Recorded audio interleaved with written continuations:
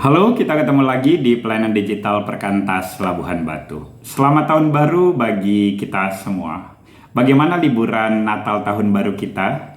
Di video seri relasi keluarga, sudah ada 3 video yang lalu kita banyak bicara bagaimana pola-pola relasi keluarga yang dapat kita amati selama kita liburan begitu ya. Apakah ada pola-pola berulang? Apakah kita seperti familiar dengan pola-pola yang terjadi di tengah-tengah keluarga kita, reaksi-reaksi ataupun perilaku-perilaku padahal sudah lama tidak ketemu gitu ya. Seorang adik gitu bercerita kemarin mereka liburan sekeluarga gitu ya. Lalu setelah pulang liburan kami ketemu beberapa waktu lalu, terus dia cerita bagaimana keluarga yang tadinya punya dia berharap ini liburan yang akan menyenangkan gitu ya, karena ini momen yang jarang terjadi, kumpul semua anggota keluarga lengkap gitu. Tetapi kok dia bilang masih ada ya Bang hal-hal yang dulu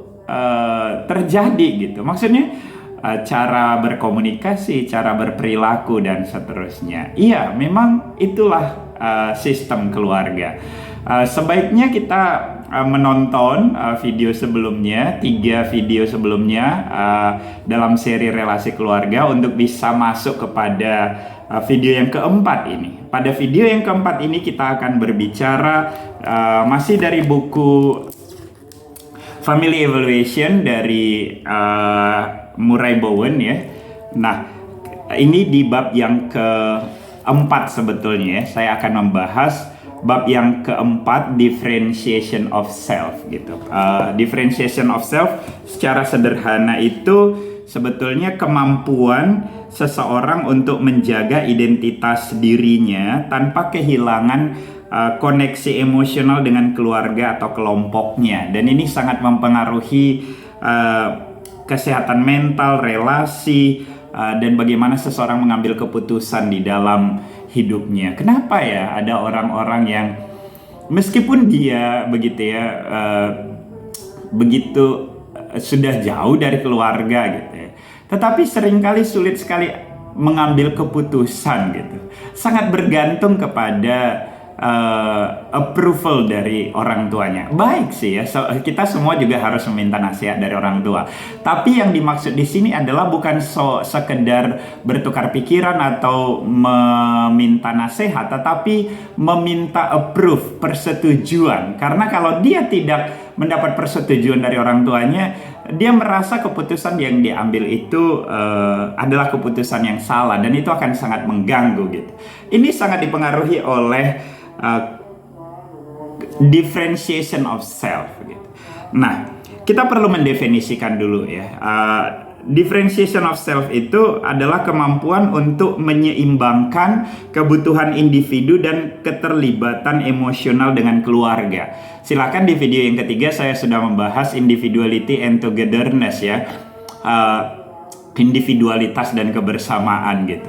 Nah, itu modal atau dasar teori untuk differentiation of self. Jadi orang yang sehat gitu ya, orang yang sehat tumbuh secara sehat gitu, secara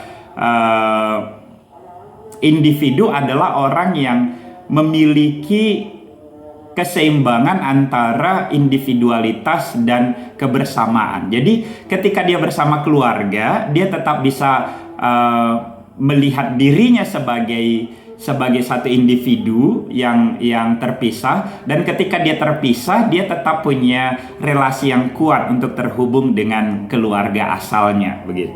Nah, jadi orang dengan tingkat differentiation of self yang tinggi ini mampu berpikir logis tanpa terpengaruh sepenuhnya oleh tekanan emosional.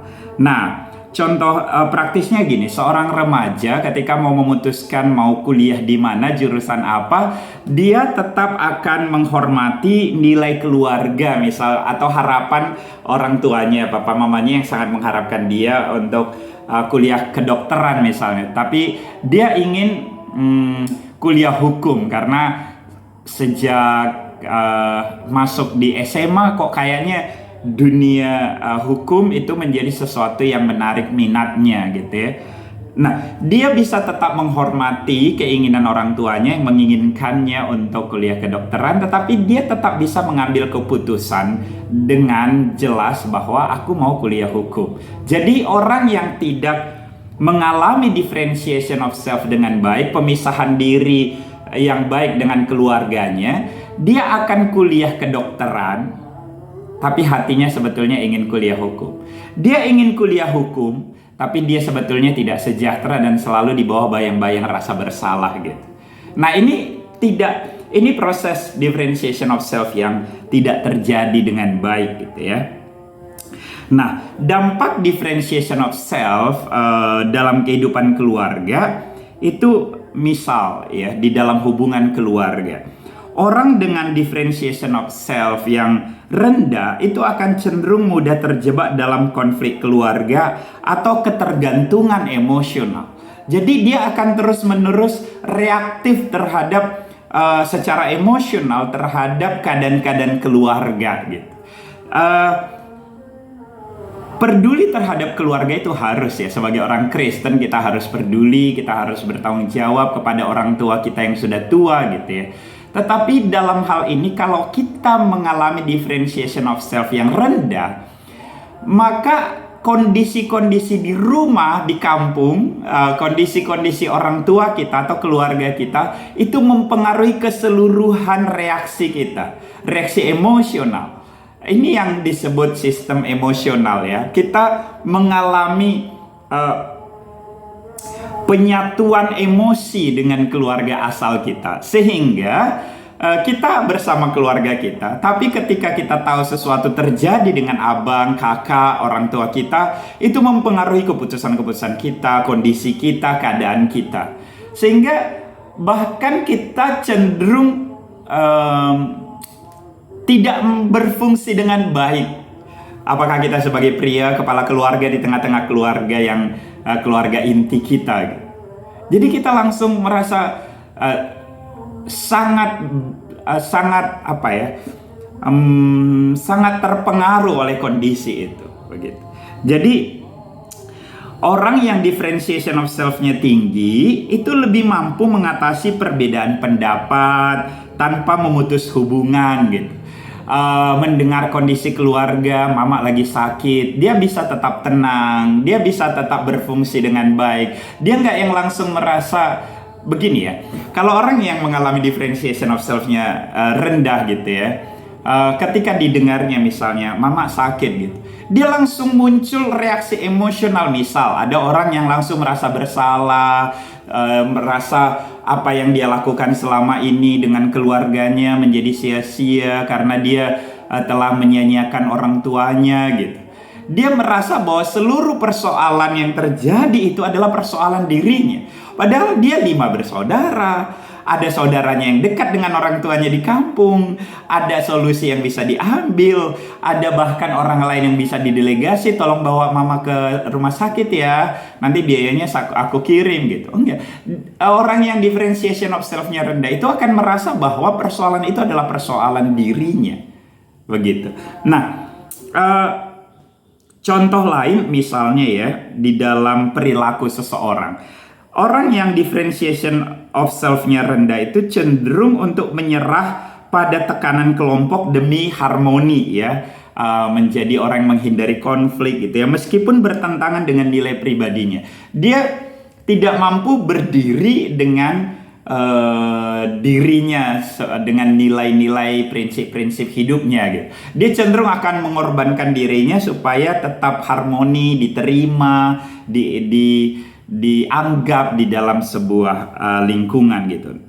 Sebaliknya orang yang differentiation of self-nya tinggi, dia akan mampu berkata tidak dengan tegas, tetapi dia tetap menjaga hubungan dengan baik. Waktu dia bilang enggak, aku enggak ikut, dia tidak pulang dengan rasa bersalah, nanti mereka enggak menyukai aku, enggak. Atau dia tetap ikut tetapi dia merasa menyesal, aduh kenapa aku harus ikut mereka padahal kerjaanku banyak, begitu ya. Jadi hal-hal ini sangat dipengaruhi differentiation of self. Misal ya, ada juga di dalam dampak pada pola generasi.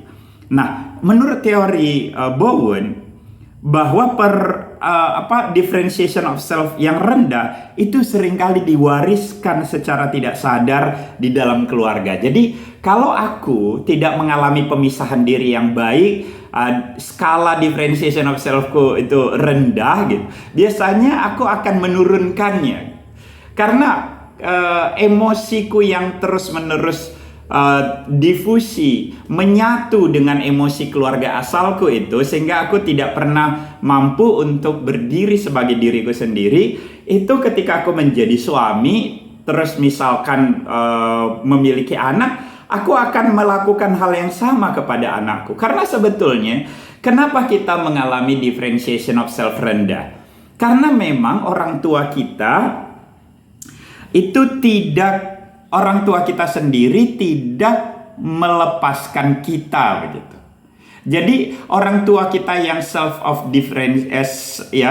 differentiation-nya rendah itu tidak mampu untuk memandirikan kita secara emosional, menjadi diri kita dengan seluruh keunikan diri kita gitu ya. Nah, sebetulnya differentiation of self ini punya skala menurut teori di dalam buku ini. Ada 4 skala gitu. Dari 0 ke 25, 25 ke 50, 51 ke 75, 76 ke 100. Tapi secara umum sebetulnya hanya terbagi 2, rendah dan tinggi.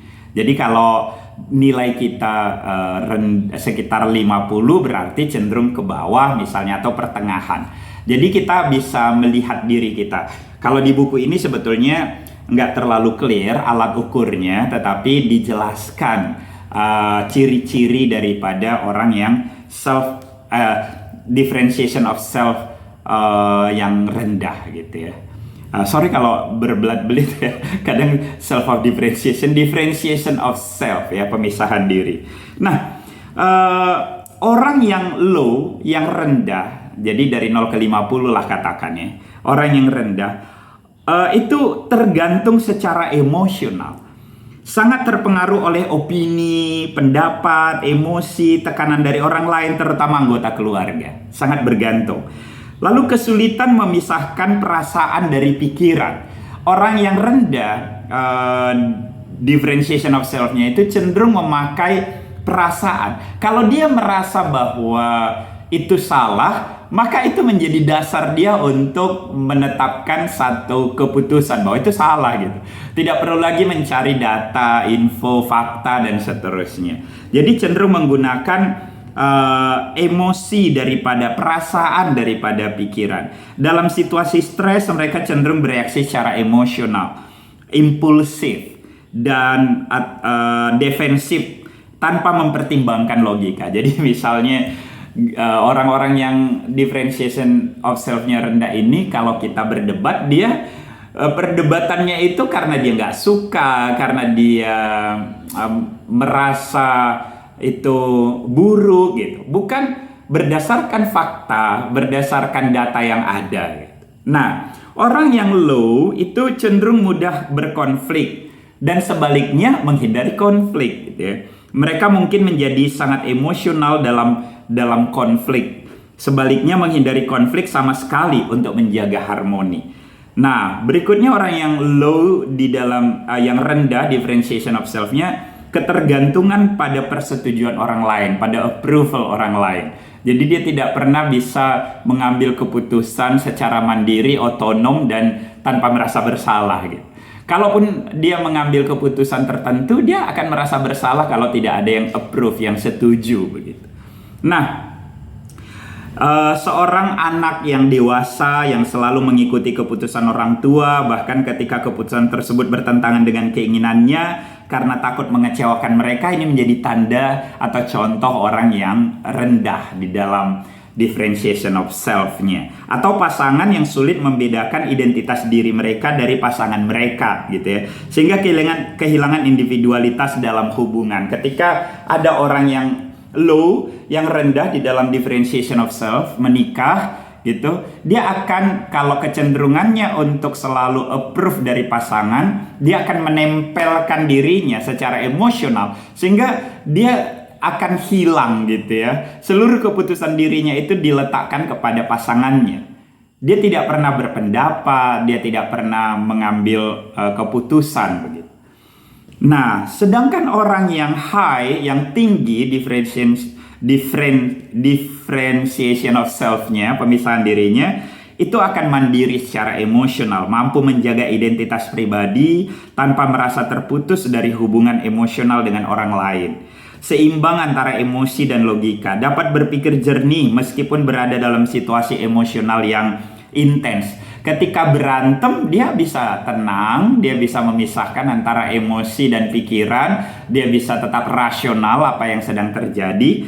Nah, kemampuan untuk menghadapi konflik itu lebih matang orang yang high ya. Tidak menghindari konflik, tetapi dapat menyelesaikannya secara asertif dan konstruktif gitu. Lalu tidak bergantung pada persetujuan orang lain. Jadi dia bisa tetap mengambil keputusan berdasarkan nilai prinsip yang dia pegang gitu. Nah, cara meningkatkan differentiation of self ini apakah masih bisa ketika kita sudah menjadi dewasa? Semakin dewasa memang akan semakin sulit, tetapi bukan berarti tidak bisa. Pertama-tama sebelum saya lanjut ya, meskipun di buku ini tidak ada, ini menjadi sangat penting ya. Saya menjadi sangat merasakan bagaimana pentingnya teori ini terhadap kondisi keluarga kita masing-masing. Jadi bagi setiap pasangan yang sudah mulai memiliki anak, mari belajar untuk menyadari diri kita. Kalau kita merasa bahwa kita orang yang low di dalam differentiation of self, maka sadarilah kita cenderung akan melakukan hal itu kepada anak-anak kita. Nah, kesadaran ini menjadi modal awal untuk how to break through the system gitu. Kita bisa belajar mencari alternatif, melakukan sesuatu yang berbeda, bukan sesuatu yang berulang, yang sama. Sehingga kita akan menolong anak-anak kita tumbuh dengan baik dan mengalami pemisahan secara emosional dengan baik. Bagi kita yang dewasa, miliki kesadaran diri, ya, kesadaran diri. Reaksi terhadap pola emosi dan pikiran, terutama dalam hubungan yang dekat. Kita melihat dulu, apakah kita cenderung reaktif, gitu ya. Identifikasi reaksi emosional otomatis yang muncul dalam konflik. Lalu kemudian praktek komunikasi asertif, kita berani untuk mengungkapkan apa yang kita pikirkan, pendapat pribadi, tanpa harus merasa bersalah dan tanpa harus merasa ingin menyerang orang lain atau keluarga. Lalu mengelola emosi, teknik seperti misalnya mindfulness supaya kita here and now dan kita mulai terbebas dari ikatan-ikatan emosi di masa lalu. Lalu kita juga belajar membangun kemandirian. Kita bisa mensupport pasangan kita. Kalau pasangan kita terlalu bergantung pada kita, dikit-dikit nanya, dikit-dikit minta approve, mari belajar untuk menyatakan, aku percaya pilihanmu itu pasti sudah kau pikirkan dengan baik. Kalaupun itu pada akhirnya salah ya, tidak apa-apa, biarkan dia belajar salah. Justru kalau dia nggak pernah belajar salah, dia akan selalu terus-menerus low differentiation of self-nya gitu. Nah, karena itu kita perlu belajar bagaimana mengalami pemisahan diri yang baik supaya kita memutus rantai sistem keluarga yang tidak konstruktif. Kita belajar untuk melakukan sesuatu yang berbeda. Nah, sebagai penutup begini, ada hal yang seringkali menggelitik ya, banyak di media sosial muncul video-video tentang keluhan seorang istri bagaimana suaminya sangat bergantung kepada mamanya, mama mertua gitu ya, sama orang tua bahkan misalnya. Atau sebaliknya juga, misalnya seorang suami walaupun lebih banyak di media-media sosial atau keluhan yang saya dengar di dalam pengalaman konseling, perempuan lebih banyak mengeluhkan bagaimana suami-suami seringkali itu sangat bergantung kepada orang tuanya, pada mamanya gitu. Bisa diatur oleh mama mertua gitu. Sehingga ada dalam bahasa Batak seringkali udah pulanglah kau, kembalilah kau, mula mau tuh gede-gede ni omak mi. Itu kasar banget sih ya. Intinya kau kembali aja kepada orang tuamu gitu ya. Mamamu itulah istrimu. Itu kan kasar sekali ya. Sebetulnya di satu sisi ini menggambarkan bagaimana seorang suami mungkin tidak mengalami differentiation of self yang baik, sehingga dia sangat bergantung kepada orang tua. Tapi di sisi lain, kita waktu menanggapinya secara reaktif, pulang aja kau sama mamamu itu aja istrimu, jangan aku. Itu juga menunjukkan bagaimana kita bereaksi secara negatif, secara reaktif, dan menunjukkan kita juga punya differentiation of self yang rendah. Nah, bagaimana mengatasinya? Pertama-tama diri kita dulu. Apakah kita bisa meningkatkan differentiation of self? Kalau kita terus-menerus reaktif terhadap suami kita yang cukup dekat dengan orang tuanya, kita terus-menerus cemburu, kita terus mengalami kecurigaan bahwa suami kita berpihak kepada orang tuanya, misalnya ya, mengirim diam-diam penghasilannya sebagian kepada orang tuanya. Pertanyaannya adalah pertanyaannya apakah itu betul-betul fakta? Karena kerap kali itu bukan fakta. Mari kita tonton video sebelumnya. Seringkali sebetulnya di situ saya jelaskan kita tidak mampu mengamati keseluruhan perilaku kita. Nah, seringkali kita hanya fokus kepada sebahagian yang sangat detail, lalu emosi kita bereaksi. Nah, perasaan tertentu yang muncul itu menjadi dasar kita untuk menjadikan itulah kebenaran satu-satunya. Nah, karena itu kiranya video ini menolong kita untuk melihat diri kita. Di level mana? Tinggi, rendah, sedang? Apakah kita orang yang sudah mengalami pemisahan diri yang baik, yang sehat sebagai individu dari keluarga asal kita? Supaya kita bisa mengerti bagaimana reaksi-reaksi kita terhadap pasangan kita, terhadap anak-anak kita. Berikutnya nanti saya akan mulai masuk kepada dampaknya yang lebih luas.